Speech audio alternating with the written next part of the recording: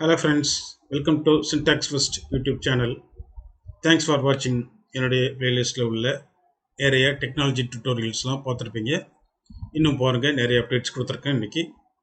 Okay, இப்போ நம்ம பார்க்க போகிறது ஒரு ஃபார்ம் வேலிடேஷன். PHPல ஒரு ஃபார்ம் வேலிடேஷன் எப்படி பண்ண போகிறோம் அப்படிங்கிறத பார்க்க போகிறோம். ஓகே, நிறைய பேர் சப்ஸ்கிரைப் பண்ணியிருப்பீங்க, பார்த்துருப்பீங்க. என்னுடைய ஷார்ட் பீரியட்லேயே நான் நிறைய கண்டென்ட் போட்டதுனால அந்த டியூட்டோரியல்ஸ் எக்ஸாம்பிள்ஸோட எக்ஸ்பிளைன் பண்ண விதத்தில் எனக்கு நிறைய பேர் சப்ஸ்கிரைப் பண்ணியிருக்காங்க. ரொம்ப தேங்க்ஸ். ஸோ நீங்கள் சப்ஸ்கிரைப் பண்ணலைன்னா கண்டிப்பாக சப்ஸ்கிரைப் பண்ணிக்கோங்க. Okay, let's wait. ஒரு ஃபியூ செகண்ட்ஸ் வெயிட் பண்ணுறேன். கண்டிப்பாக சப்ஸ்கிரைப் பண்ணுங்கள்.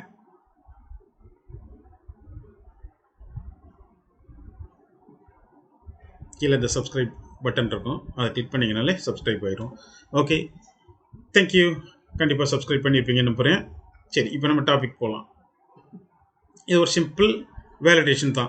ஸோ இதில் நம்ம வேலிடேஷனாலே கிளைண்ட் சைடு வேலிடேஷன் சொல்லுவாங்க, சர்வர் சைடு வேலிடேஷன் சொல்லுவாங்க. சரியா? அது என்ன கிளைண்ட் சைடு, சர்வர் சைடு? பொதுவாக ஒரு ப்ராஜெக்ட் எப்படி இருக்கும், ஒரு வெப் ப்ரௌசரில் நம்ம ஓப்பன் பண்ணுவோம். சரியா? அதான் வெப் அப்ளிகேஷன். அந்த வெப் அப்ளிகேஷனில் அதனுடைய அப்பியரன்ஸ் எப்படி இருக்கும்? சிம்பிளி இந்த மாதிரி ஒரு ஃபார்ம் இருக்கும். இது ஒரு ரெஜிஸ்ட்ரேஷன் ஃபார்மாக இருக்கலாம், ஒரு என்கொயரி ஃபார்மாக இருக்கலாம், வாட் எவர். ஒரு form is nothing but set of fields to do some functionality. அவ்வளோதான். ஏதோ ஒரு ஃபங்க்ஷனாலிட்டிக்காண்டி சில ஃபீல்ட்ஸ் தேவையானபடி அரேஞ்ச் பண்ணியிருப்பாங்க. அதில் சில ஃபீல்ட்ஸ் மேண்டேட்ரியாக இருக்கும், சில ஃபீல்ட்ஸ் ஆப்ஷனலாக இருக்கும், சில ஃபீல்ட்ஸ் நம்பர் மட்டும் என்டர் பண்ணுற மாதிரி இருக்கும், சில ஃபீல்ட்ஸ் அல்ஃபா நியூமெரிக்காக இருக்கும், சில ஃபீல்ட்ஸ் சம் ஃபார்மேட்டாக ஃபாலோ பண்ணுற மாதிரி இருக்கும், லைக் இமெயில். ஓகே, ஸோ இதுதான் வேலிடேஷன். ஏன் ஒரு டேட்டாவை வேலிடேட் பண்ணணும் நம்ம?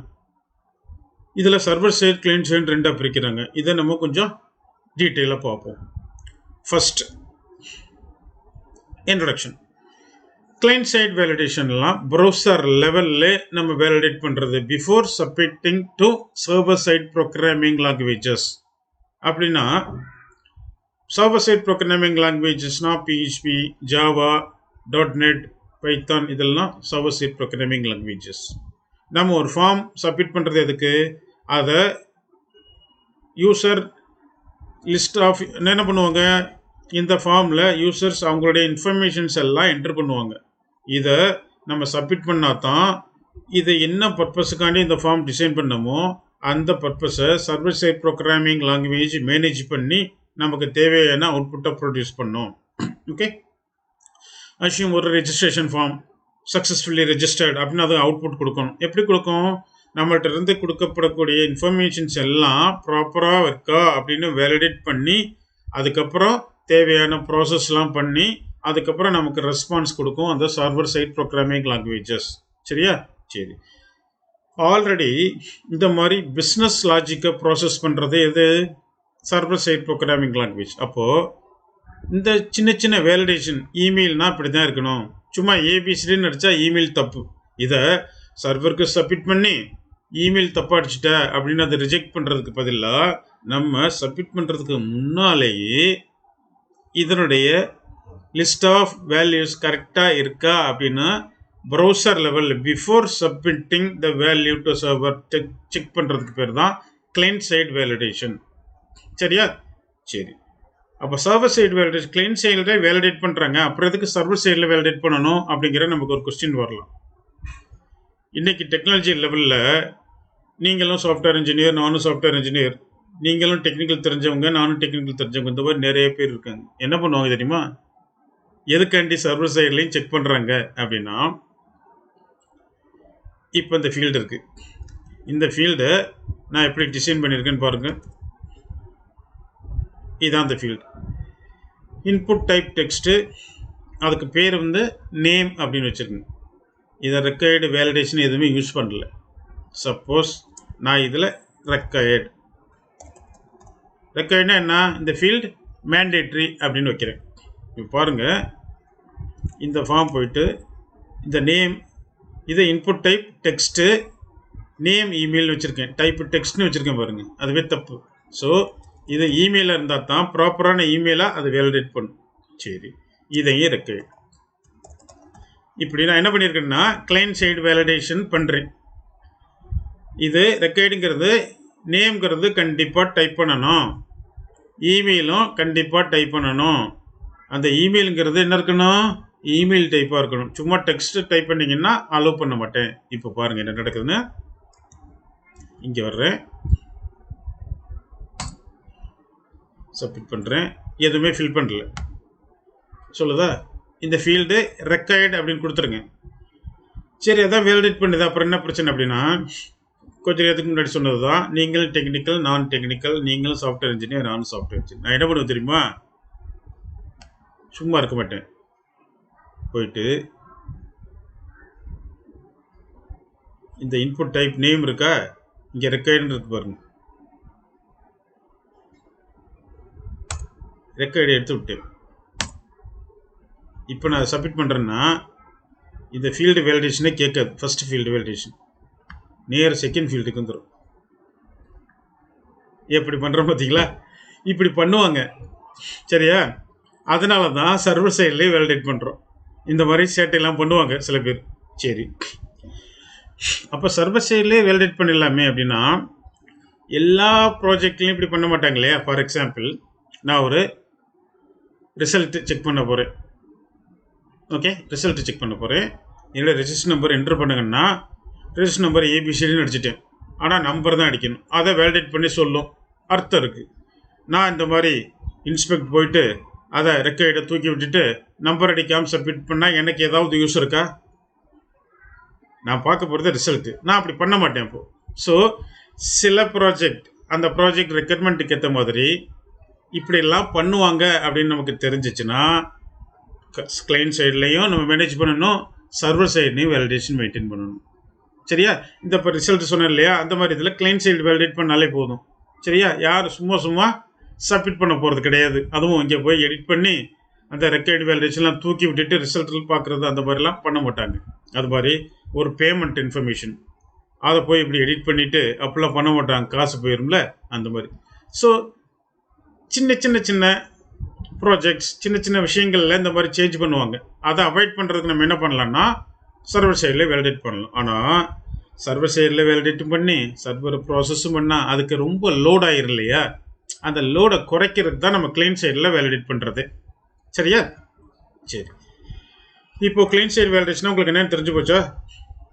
அந்த டைப் வேலிடேட் பண்ணுறது, இந்த ஃபீல்டு மேண்டேட்ரின்னு சொல்கிறது, இதெல்லாம் வந்து என்ன, கிளைண்ட் சைடு வேலிடேஷன்ஸ். அது மாதிரி இது ஒரு கோர்ஸு, இதில் அட்லீஸ்ட் ஒன்று செலக்ட் பண்ணணும், மேண்டேட்ரி ரெக்கார்டு அப்படின்னு கொடுத்து வேலிடேட் பண்ணுறோம். சரி, இப்போது இதில் நான் சொன்ன மாதிரி இவங்க ரெக்கார்டு ப்ளஸ் இமெயிலு இதெல்லாம் எடுத்து விட்டாங்க, பழையபடி எடுத்து விட்டாங்க. சரியா? எடுத்து விட்டால் என்ன ஆகும்? டைரெக்டாக அது சப்மிட் ஆகும். இங்கே பாருங்கள், நான் கிளிக் பண்ணுறேன், டைரெக்டாக சப்மிட் ஆகிடும், எந்த வேலிடேஷன் கேட்காது. ஆனால் இப்போ நேம் இஸ் ரெக்கார்டு இப்படிலாம் வருது பாருங்கள். இது எங்கேருந்து வருதுன்னா, இந்த ஃபார்மை நான் சப்மிட் பண்ணிட்டேன். எங்கே சப்மிட் பண்ணியிருக்கேன்? மெத்தட் போஸ்ட் ஆக்ஷன் வந்து எம்டியாக இருக்குது. அப்படின்னா நான் செல்ஃப் பேஜில் சப்மிட் பண்ணியிருக்கேன். சரி, அந்த செல்ஃப் பேஜில் என்ன இருக்குன்னு பார்ப்போம். இந்த இருக்கா ரெக்வஸ்ட் மெத்தட் போஸ்ட்னு வந்துச்சுன்னா, சப்மிட் ஆயிடுச்சுன்னா, empty of no function post of நேம்னா நேம்ங்கிற அட்ரிபியூட். எந்த அட்ரிபியூட்டு? இந்த ஃபர்ஸ்ட் ஃபீல்டு. இப்போ நம்ம பார்த்துக்கிட்டு என்ன பார்த்துட்ருக்கோம்? சர்வர் சைடு ப்ரோக்ராமிங்கில் வேலிடேட் பண்ணுறோம், பிஹெச்பியில். சரியா? சரி, எம்டி அப்படின்னு செக் பண்ணுது. பண்ணால் name error, name is record அப்படிங்கிறத பிரிண்ட் பண்ணு அப்படின்னு சொல்கிறாங்க. இந்த நேம் எரர் அப்படிங்கிறது என்ன அப்படின்னா, ஒவ்வொரு ஃபீல்டுக்கும் டிஸ்பிளே ஆகி வரும்போது இந்த நேம் எரரை சர்ச் பண்ணுங்க. இந்த பிஹெச்பி நேம்ங்கிற ஃபீல்டுக்கு கீழே இதை பிரிண்ட் பண்ணியிருக்காங்க. அப்போ நேம் எரர் அப்படின்னு ஒரு வேரியபிளில் வர்ற வேல்யூ இங்கே வந்து டிஸ்பிளே ஆகிரும்.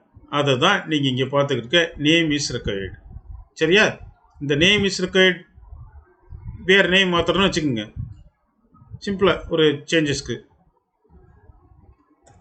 ப்ளீஸ் என்டர் த நேம் அப்படின்னு சும்மா மாற்றிட்டேன். ஒரு வேலிடேஷன் உங்களுக்கு புரியுது கண்டிப்பாக. Okay, please enter the name வந்துச்சா? சரி, இது வந்து என்ன, சர்வர் சைட் ப்ரோக்ராமிங். இதுக்கே ஆல்ரெடி நிறையா ப்ராசஸ் இருக்குது. இப்போ பாருங்கள், இது பூரா எம்டி செக்கு. இமெயில் பாருங்கள், இமெயில் வந்து எம்டியாக இருக்கான்னு ஃபஸ்ட்டு செக் பண்ணுறாங்க. இல்லைன்னா இமெயில் இருக்கேன்னு சொல்கிறாங்க. எல்ஸ் கண்டிஷனில் என்ன பண்ணுறாங்க, டெஸ்ட் இன்புட். என்ன டெஸ்ட் பண்ணுறாங்க, ஃபில்டர் வேலிடேட் இமெயில். இந்த வேலிடேட் இமெயில்ங்கிறது என்னென்னா, உண்மையிலே இது ஒரு ப்ராப்பரான இமெயில் ஃபார்மேட்டில் இருக்கா இந்த டெக்ஸ்ட் அப்படின்னு வேலிடேட் பண்ணுறது. சரியா, அதுதான் இன்வேலிட் இமெயில் ஃபார்மேட். இமெயில் கொடுக்கலைன்னா இமெயில் இஸ் ரெக்கார்டுன்னு கேட்குது. இமெயில் கொடுத்து தப்பான ஃபார்மேட்டில் கொடுத்தோம்னா என்ன வருதுன்னு பாருங்கள், இன்வேலிட் இமெயில் ஃபார்மேட். புரியுதா? சரி. ஸோ இந்த மாதிரி ஒவ்வொன்றுக்கும் அப்படி இப்படி மேனேஜ் பண்ணி கடைசியில் என்ன ஆகுது, இந்த டீட்டெயில்ஸ் எல்லாம் ப்ராப்பராக ஆயிடுச்சுன்னா என்ன பண்ணுதுன்னா இங்கே எல்லா டீட்டெயிலையும் பிரிண்ட் பண்ணி காமிக்கிறோம். அவ்வளோதான். ஸோ எல்லாம் சக்ஸஸ் ஆனால் மட்டும்தான் இந்த லைன் ஆஃப் கோட்ஸு எக்ஸிக்யூட் ஆகும். சரியா? அப்போ நம்ம என்ட்ரு பண்ண ஒவ்வொன்றும் நேமு, இமெயிலு, கோர்ஸு, கிளாஸு என்ன சூஸ் பண்ணமோ அதெல்லாம் நமக்கு டிஸ்பிளே பண்ணி காமிக்கும். Which means we have already received the values from the user அப்படின்னு அர்த்தம். சரியா? பாருங்க, நேம் என்ட்ரு பண்ணுறேன், சிதம்பரம். ப்ராப்பரான இமெயில் என்ட்ரு பண்ணுறேன். சும்மா ஒரு டைம்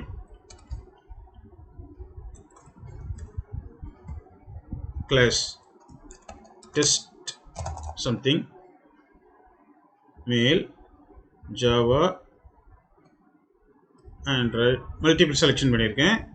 agree submit. இப்போ பாருங்கள், இந்த இடத்துல எல்லாம் நேம் இஸ் ரெக்கார்ட் இந்த மாதிரி வருது இல்லையா, இதில் எதுவுமே நம்ம டைப் பண்ணதை இங்கே வந்து காமிக்கும்.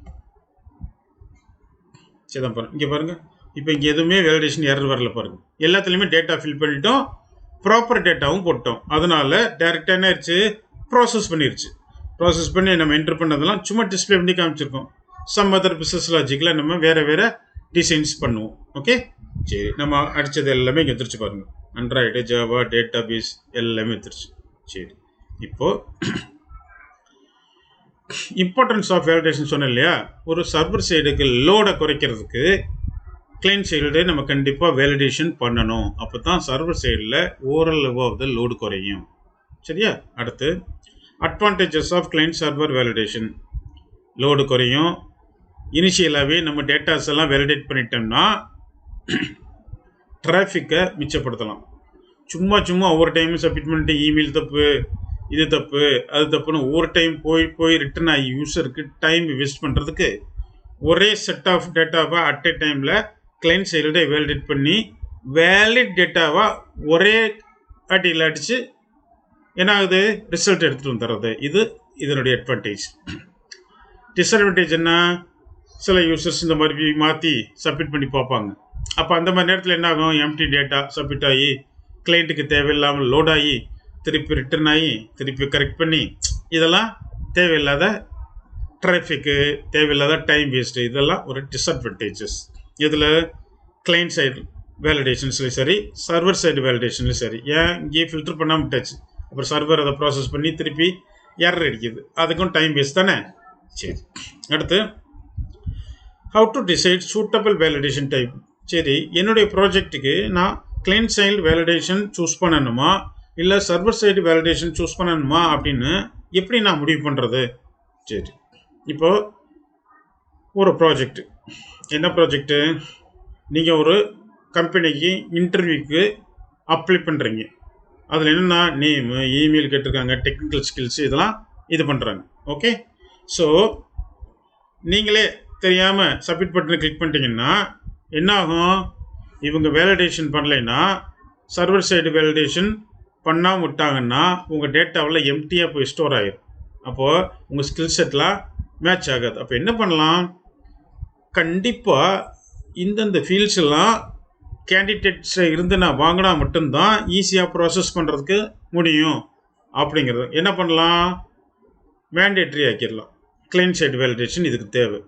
ஓகே, இந்த மாதிரி விஷயங்களுக்கு எப்போலாம் யூசர் இன்புட் இஸ் இம்பார்ட்டன்ட் அப்படின்னா கிளைண்ட் சைடு வேலிடேஷன் மஸ்ட். எப்போலாம் server side response based on user input இம்பார்ட்டன்ட்னா சர்வர் சைட் வேலிடேஷன் தேவை. புரியலையா?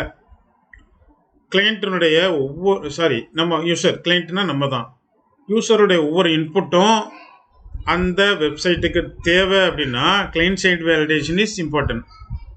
அப்போ சர்வர் சைட் வேலிடேஷன் எப்போ யூஸ் பண்ணணும் அப்படின்னா சென்சிட்டிவ் இன்ஃபர்மேஷன்ஸ், ஒரு கிரெடிட் கார்டு இன்ஃபர்மேஷனோ இல்லை உங்களுடைய பேன் கார்டு இல்லை ஆதார் கார்டு இல்லை உங்களோட பர்சனல் கேஒய்சி, உங்கள் சேலரி இன்ஃபர்மேஷன் ரொம்ப கேர்ஃபுல்லாக உங்கள் டேட்டாவை ஹேண்டில் பண்ணணும். சப்போஸ் மாற்றிட்டு சப்மிட் பண்ணிட்டா தப்பாயிருச்சுன்னா பெரிய ப்ராப்ளம். அந்த மாதிரி சென்சிட்டிவ் இன்ஃபர்மேஷன்ஸ் எல்லாமே கிளைண்ட் சைடில் வேலிடேட் பண்ணியிருந்தாலும் சர்வர் சைடு வேலிடேஷன் நீங்கள் கண்டிப்பாக பண்ணணும்.